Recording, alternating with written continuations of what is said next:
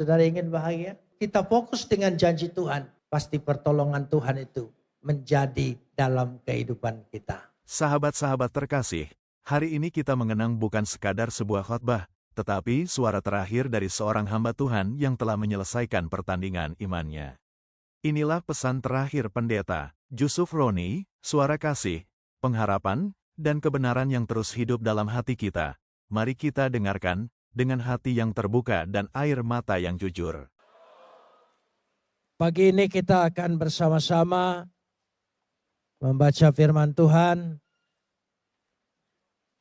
yang terambil dari kitab Mazmur. Mazmur pasal 1 ayat 1 sampai 6. Mazmur pasal 1 ayat 1 sampai 6. Kita akan membacanya saling sahut bersautan. Saya awali ayat pertama, lalu jemaat menjawab 2, dan seterusnya saling ganti bergantian sampai tiba pada ayat 6. Berbahagialah orang yang tidak berjalan menurut nasihat orang fasik, dan yang tidak berdiri di jalan orang berdosa, dan yang tidak duduk dalam kumpulan pencemooh. Ayat 2.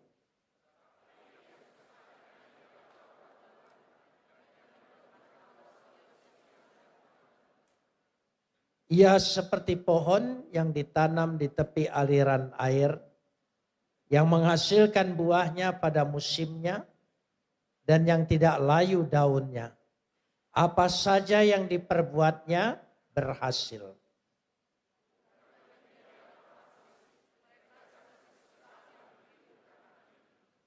Sebab itu orang fasik tidak akan tahan dalam penghakiman.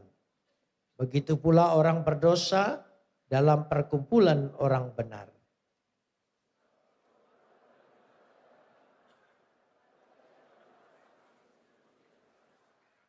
Kapot leha Adonai Elohenu kapot leha. Segala kemuliaan ya Adonai Tuhanku, kemuliaan bagimu. Kitab Mazmur seringkali disebut juga kitab Tehillim, kitab puji-pujian. Karena di sana terkumpul puji-pujian jemaat pada waktu itu. Dan kitab Mazmur disebut juga kitab Tefilah, kumpulan kitab doa. Doa-doa yang dinaikkan pada umat zaman itu. Kitab Mazmur disebut juga Mizmor, sebuah dendang atau sebuah senandung yang mengandung rintihan, keluhan, permohonan kepada Tuhan. Tapi kitab Mazmur juga kesimpulannya disebut Zemuroh. Zemuroh dalam bahasa Ibrani artinya menjadi sebuah pengajaran. Karena baik doa, baik pujian menjadi sebuah bukti bahwa itu sudah dikabulkan oleh Tuhan. Sehingga menjadi sebuah pengajaran. Hari ini saya mengajak kita melihat pada Mazmur yang pertama. Yaitu berbahagialah orang. Ada kata yang begitu kita impikan. Yaitu kata bahagia. Kata bahagia dalam bahasa Ibrani mengambil kata asre.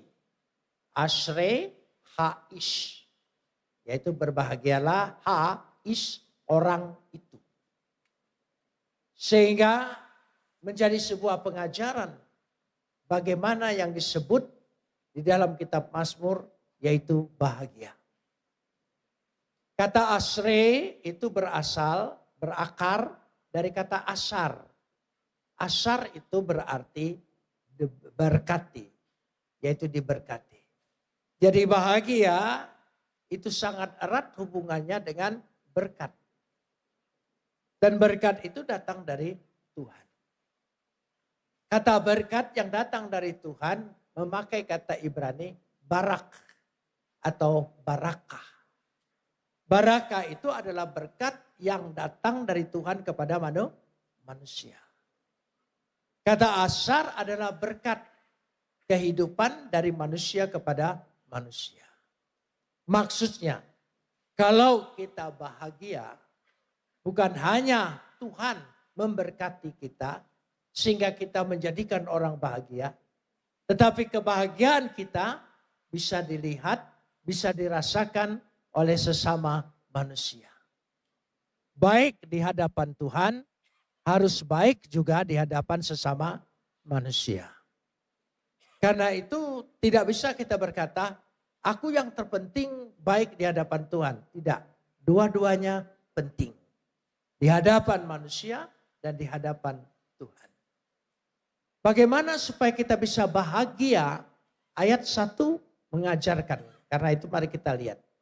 Dikatakan di situ, orang yang tidak berjalan menurut nasihat orang fasik, yang tidak berdiri di jalan orang berdosa, dan yang tidak duduk dalam kumpulan pencemooh.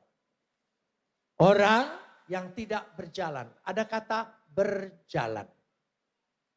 Berjalan menggambarkan dalam bahasa Ibrani halak. Halak itu untuk menunjukkan perilaku, sikap hidup kita. Itu gambaran dari halak. Jadi yang menentukan kita berbahagia, kita harus memperhatikan perilaku kita, hidup kita, tindak tanduk kita. Yang kedua dikatakan di situ yang tidak berdiri. Kata berdiri memakai kata amat. Amat itu lebih menggambarkan cara kita mengambil keputusan. Ketika kita mengambil tempat, mengambil keputusan, di situ menentukan hidup kita berbahagia atau tidak. Yang ketiga dikatakan yang tidak duduk. Duduk itu memakai kata yasab. Yasab itu menggambarkan berpikir. Pola berpikir kita. Jadi perilaku kita, keputusan kita, dan berpikir kita. Cara berpikir ini penting. Cara berpikir ditentukan dari dasarnya logika orang itu. Karena ketiga hal ini sangat penting dalam hidup kita. Hidup kita tidak luput dari tindak tanduk kita. Perilaku kita. Itu menentukan kita dihargai orang atau tidak. Yang kedua, keputusan-keputusan yang kita ambil adalah sangat menentukan masa depan kita dan kehidupan kita. Dan yang ketiga, cara berpikir kita. Ini penting sekali. Acap kali kita salah berpikir. Contohnya begini. Ketika orang dua berdiskusi. Ketika selesai berdiskusi, dia bukan menanggapi pendapatnya. Tapi dia menyerang pribadinya. Orang yang seperti ini logikanya sesat. Artinya salah untuk diterapkan berpikir. Jadi kita dikatakan di situ ada 3 hal. Lalu ketiga hal itu berkaitan dikatakan. Mari kita lihat. Bahagialah orang yang tidak berjalan menurut nasihat orang fasik. Fasik dan yang tidak berdiri di jalan orang berdosa. Dan yang ketiga, yang tidak duduk dalam kumpulan pencemooh. Sebetulnya tingkatannya, yang pertama itu pencemooh. Yang kedua itu berdosa. Yang ketiga itu fasik. Itu tingkat paling tinggi. Seandainya di sini hadir gubernur, bupati, dan lurah. Mana dulu yang harus disebut? Tentu gubernur, bukan lurah. Sama tataan dalam bahasa Ibrani seperti itu. Pencemooh itu kita bahas dulu. Ini menentukan. Pencemooh itu orang yang menganggap remeh perintah Tuhan. Firman Tuhan. Letship. Letship di situ bisa diterjemahkan juga orang yang suka memfitnah orang. Orang yang suka membicarakan keburukan orang. Orang yang suka lebih modern lagi, gossiper. Orang yang suka gosip. Itu letship. Kita pikir gosip itu perkara kecil.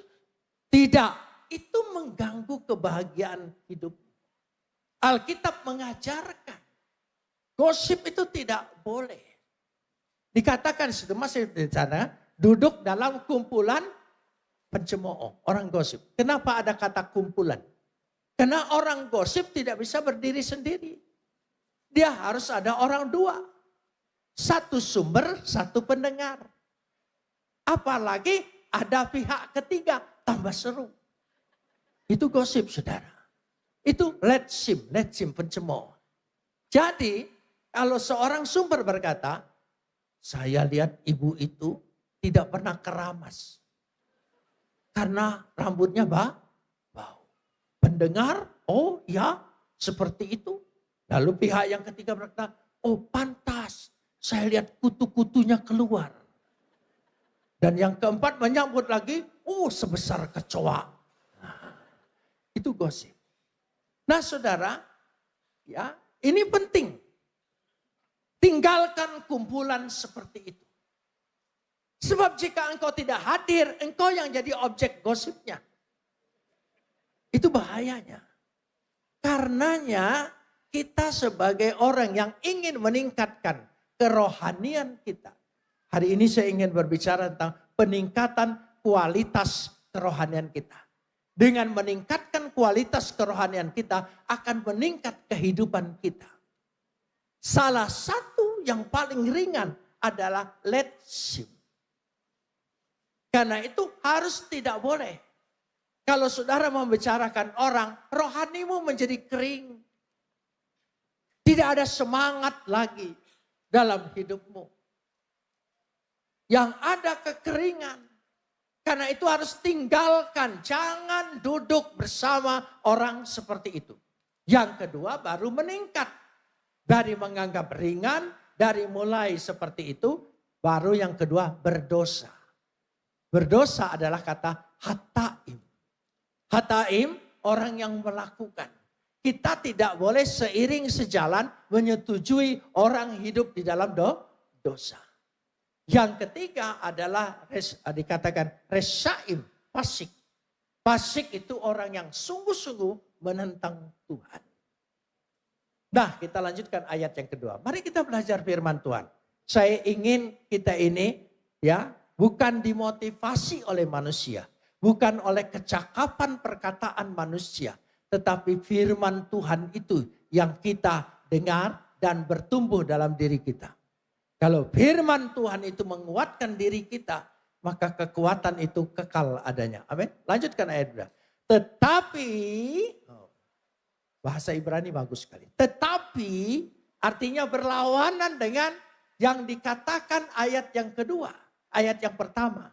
Tetapi kiim yang kesukaannya. Kesukaannya apa? Taurat Tuhan. Sebetulnya ada kata dikatakan di situ upe torato Adonai di dalam Taurat Tuhan. Bukan hanya suka mendengar firman Tuhan, tapi hidup di dalam firman Tuhan. Itu penting sekali. Yang merenungkan, kata merenungkan memakai kata yehge. Yehge itu merenungkan firman Tuhan siang dan malam, maksudnya begini. Ketika dia merenungkan firman Tuhan, yaitu bermeditasi dengan firman Tuhan. Mendalami, menyelami. Yang kedua dikatakan setelah bermeditasi, dia mengatakan berkontemplasi dengan firman Tuhan. Setelah itu dia mendapat iluminasi dalam firman Tuhan. Sehingga dengan demikian itu yang dimaksudkan merenungkan firman Tuhan. Membentuk diri kita, menguasai kita. Saudara yang dikasih, saya kasih contoh begini. Saya bertobat bukan karena ada orang yang berbicara dengan saya atau berdiskusi dengan saya. Saya percaya Yesus tampak melalui itu. Tetapi karena membaca firman. Saya membaca firman Tuhan, ya, mempelajari firman Tuhan bukan untuk beriman, tapi untuk mencari kelemahan-kelemahannya. Itu tugas saya waktu dulu. ketika saya mempelajarinya dan terus-menerus mencari kelemahan-kelemahan dari segala sisi bahasa, kalimat, atau apa saja, atau pesannya, sampailah saya pada Yohanes 1 ayat 1. Pada mulanya adalah firman, firman itu bersama-sama dengan Tuhan, firman itu adalah Tuhan. Ya, lembaga Alkitab menerjemahkan kata Allah. Tidak apa-apa, tapi saya tidak berani nyebut itu karena takut ingat mantan yang lama. Jadi saya sebut saja yang netral, Tuhan.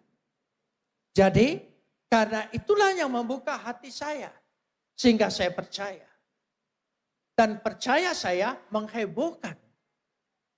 Tahun 74 itu sangat menghebohkan. Lalu apa yang terjadi? Saya ditangkap oleh Kopkamtib, diperiksa di Laksusda, bukan oleh polisi. Karena ini dianggap kasus politik. Pasti ada orang yang membujuk orang ini menjadi Kristen. Sepanjang pemeriksaan, karena di zaman dulu Pempres 11 itu boleh ditahan lama-lama tanpa diadili. Jadi saya ditahan lama, dilihat sama sekali siapa yang membujuknya. Tidak ada. Saya bilang hanya baca firman. Lalu salah satu petugas, karena saya selalu diperiksa oleh TPRPU, tim pemeriksa pusat, dan TPRDA, tim pemeriksa daerah. Ya, lalu periksa semua. Salah satu pemeriksa bertanya begini, ayat mana yang membuat engkau sampai percaya dan berubah imanmu? Saya bilang Yohanes 1 ayat 1. Dia bilang boleh saya lihat. Saya buka Alkitab, saya tunjukkan. Dan dia baca. Setelah dia baca, selesai, dia tanya saya lagi. Saya sudah baca, tapi saya tidak menjadi Kristen. Kamu bilang karena baca ini menjadi Kristen, hatimu terbuka. Saya baca, ternyata saya tidak apa-apa. Kamu harus ngomong itu yang benar. Ngaku itu yang benar. Saya bilang itu benar. Lalu kenapa saya baca tidak? Dan saudara baca, saudara katakan kamu menjadi percaya. Oh beda Pak, saya dipilih, Bapak tidak. Oh iya. Mengerti maksudnya? Tidak semua orang. Jadi kalau saudara bisa percaya, itu bukan kemauan kita. Bukan kepandaian kita. Bukan kehebatan kita. Tapi karena karunia Tuhan telah memilih kita. Menetapkan kita menjadi orang percaya. Bersyukurlah. Kita tidak baik-baik amat. Kita tidak bagus-bagus amat. Ayo jujur. Ya, kita tidak terlalu rohani. Apalagi sedikit saleh dan kudus. Kita tidak terlalu. Tapi karena kasih Tuhan telah memilih kita. Kita patut syukuri. Karena kita adalah umat pilihan Tuhan. Itu YG. Merenungkan firman Tuhan. Dengan merenungkan firman Tuhan membentuk diri kita. Ketika kita dibentuknya, maka kita lanjutkan sekarang ini. Kita lihat ayat yang ketiga. Setelah merenungkan di situ, kita lanjutkan pada ayat yang ketiga. Ya. Dikatakan di situ ayat yang ketiga. Kita lihat bersama-sama. Setelah dilihat bersama-sama, ya. Ayat yang ketiga. Coba kita baca bersama. Ia apa? Saya ini sebentar lagi 79, jadi telinganya agak kurang dengar. Jadi kalau ngomong suara itu agak keras sedikit. Ya. Saya dulu kalau dengan suami istri saya sangat mesra. Oh iya.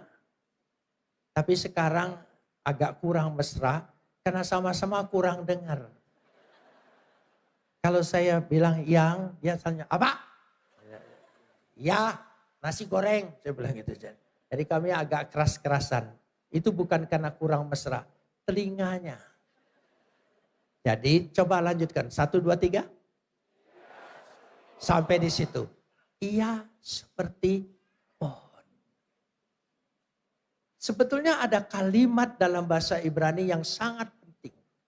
Wehaya keets. Kata wehaya dan menjadi. Berarti ini proses. Kita tinggalkan seperti ayat 1. Kita melanjutkan seperti ayat 2. Ayat 3 menunjukkan sebuah hasil. Wehaya dan menjadi apa? Pohon. Saudara bisa lihat pohon? Oh iya.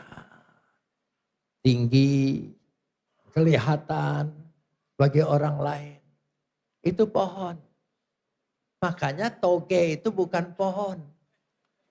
Saudara. Pohon itu ada batangnya, ada cabangnya, ada daunnya. Ya. Makanya toge itu bengkok. Karena suka turut campur urusan orang. Di tahu campur ada, di gado-gado ada, di soto ada. Ada semua saudara. Itu makanya dia bengkok saudara-saudara ya.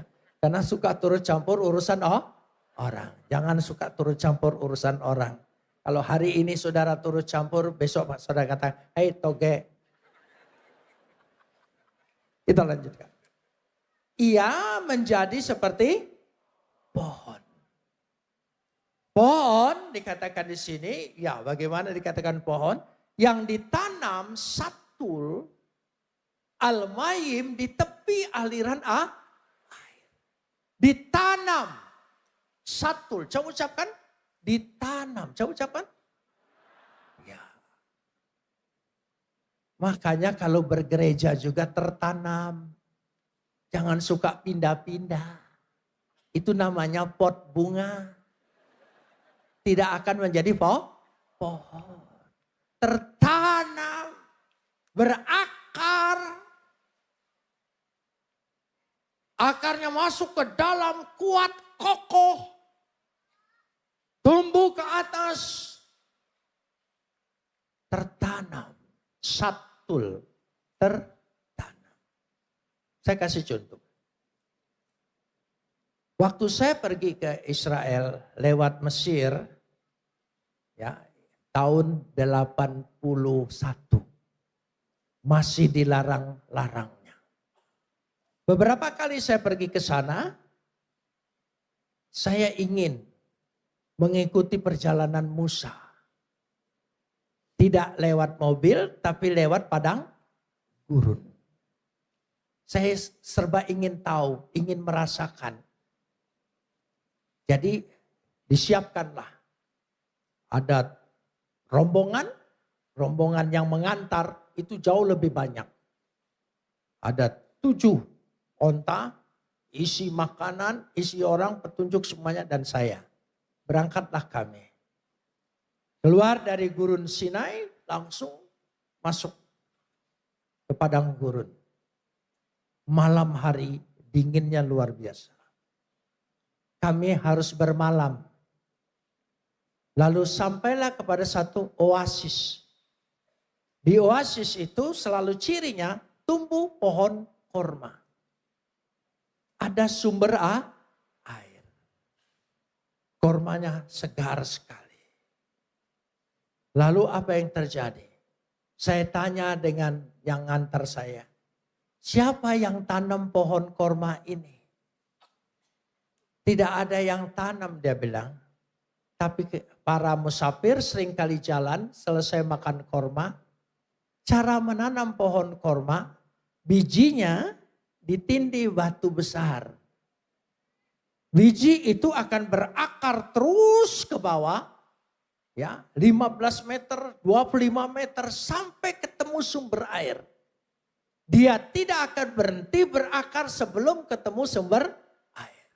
Berakarlah sampai betul-betul kita sampai ketemu dengan air kehidupan itu. Siapa namanya? Siapa?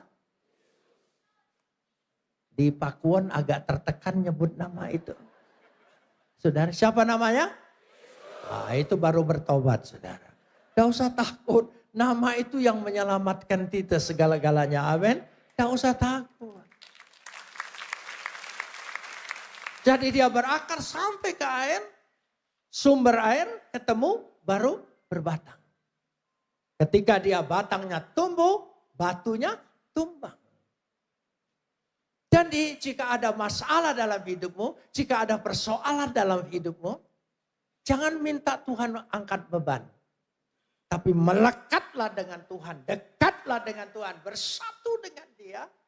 Percayalah, kekuatan Tuhan diberikan kepada kita. Sehingga kita punya kekuatan sanggup menumbangkan beban itu.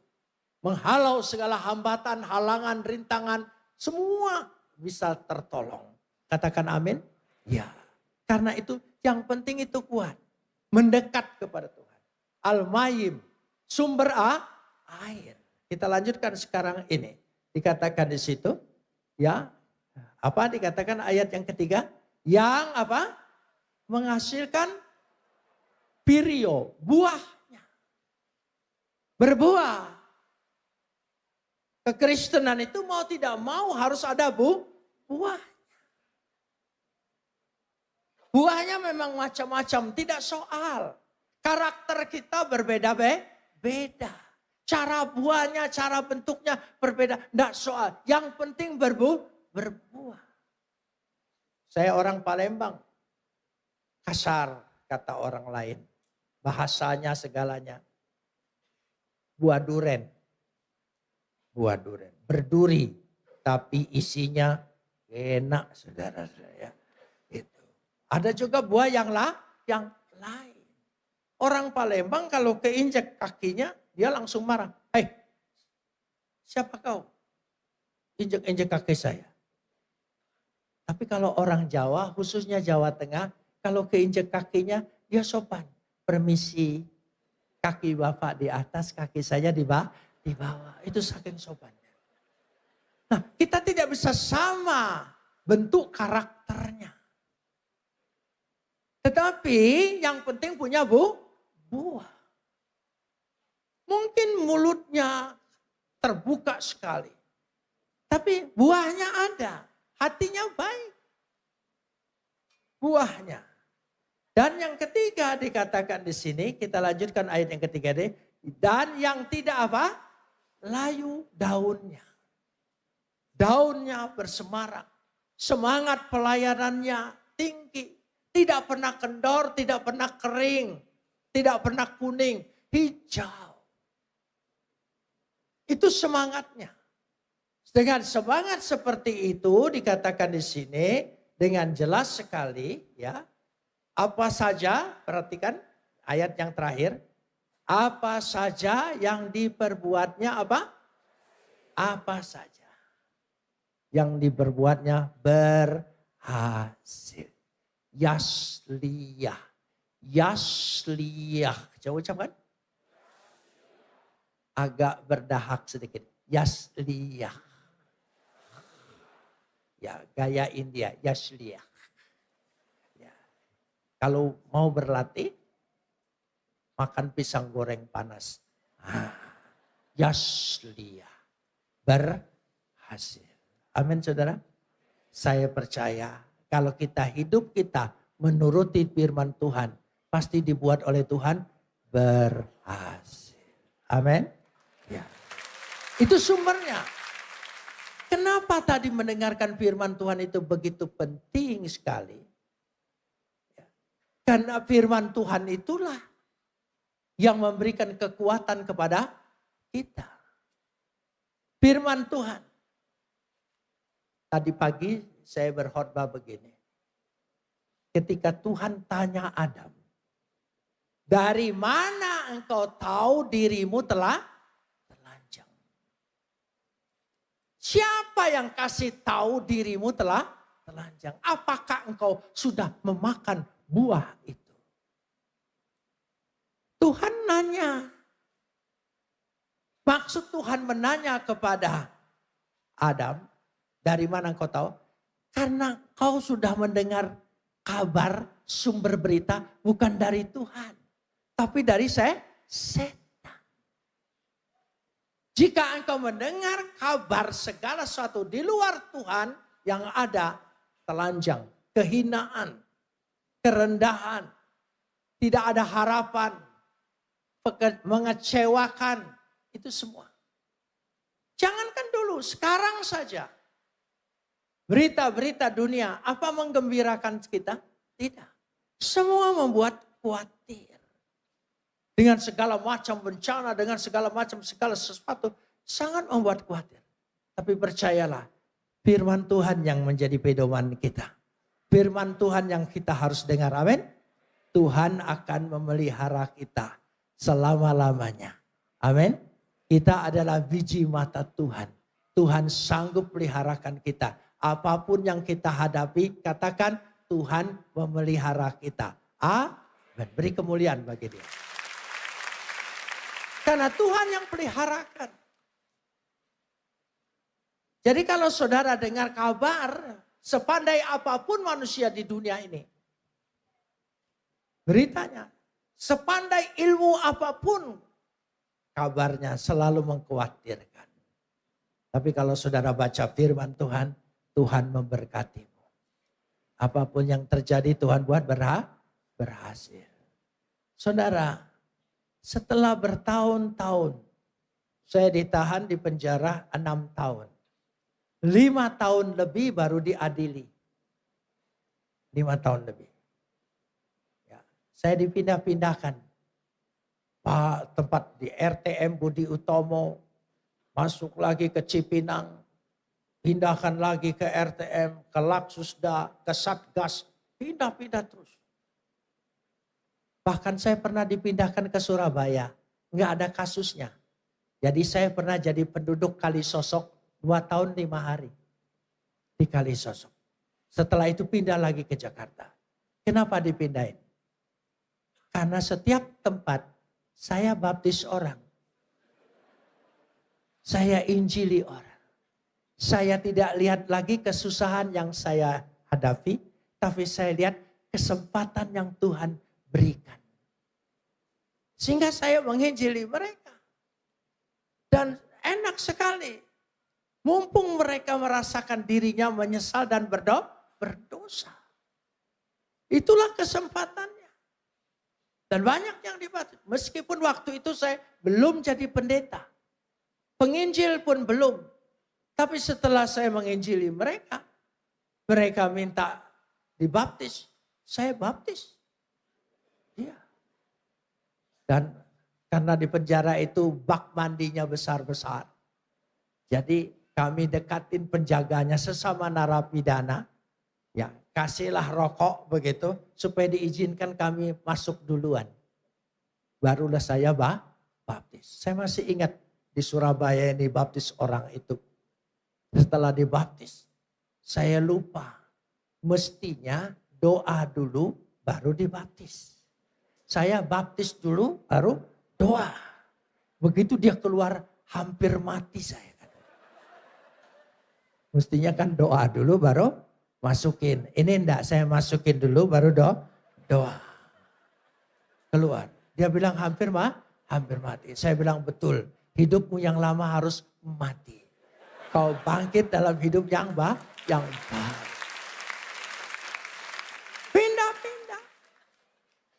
Pindah sana.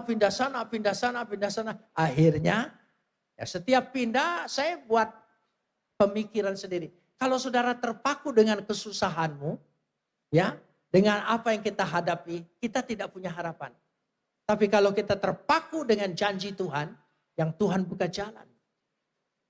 Pindah Cipinang, saya bilang Chicago. Pindah Kalisosok, California. Oh iya, nanti setelah bebas, Tuhan izinkan saya, semua apa yang saya ucapkan dalam penjara terjadi. Karena itu jangan fokus dengan kesusahan kita, penderitaan kita, kesulitan kita. Fokuslah dengan apa yang dijanjikan Tuhan. Sehingga apa yang dilakukan oleh kita dibuat Tuhan apa? Berhasil. Saudara ingin berhasil? Amin. Katakan amin. Tuhan yang sanggup membuat kita berhasil. Ayat 4, 5 dan 6. Ini urusan orang fasik, orang berdosa, orang pencemooh. tidak usah dipelajari. Karena sudah menjadi kehidupan kita sehari-hari, saudara. Karena itu yang penting kita mengikuti perintah ayat yang pertama. Jangan berjalan, jangan berdiri, dan jangan duduk. Ya, lo halak, lo amat, lo yasaf. Lo itu jangan, jangan. Itu lo. Jangan duduk, jangan berdiri, jangan berjalan. Artinya jangan berperilaku. Jangan ya ambil keputusan seperti orang berdosa. Dan jangan duduk, jangan berpikir seperti orang-orang fasik. Itu maksudnya. Karena dia mengandung kata-kata sastra Ibrani yang begitu mendalam. Sehingga mengajar kepada kita. Mudah sekali untuk menjadi orang yang berbahagia. Saudara ingin bahagia? Bahagia. Meskipun apapun keadaannya. Tuhan kasihkan kebahagiaan. Segala kesusahan, penderitaan, kalau kita tidak fokus terhadap itu, kita fokus dengan janji Tuhan. Pasti pertolongan Tuhan itu menjadi dalam kehidupan kita. Mari katakan amin.